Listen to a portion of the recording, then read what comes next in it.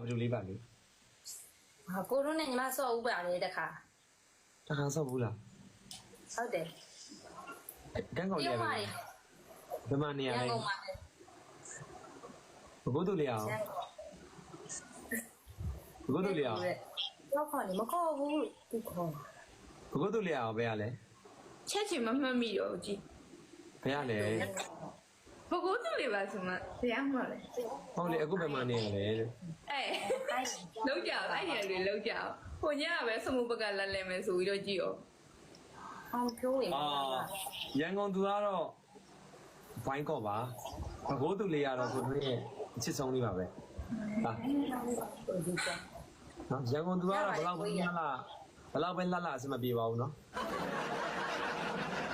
ရန်ကုန်သူကတော့ဒါ ခိုင်းတော့မဟုတ်လို့မလား မဟုတ်ပါဘူးရန်ကုန်သူတွေကအဲ့လိုထိုင်းမှာမလုပ်မဟုတ်တာနဲ့မဆိုင်ပါဘူး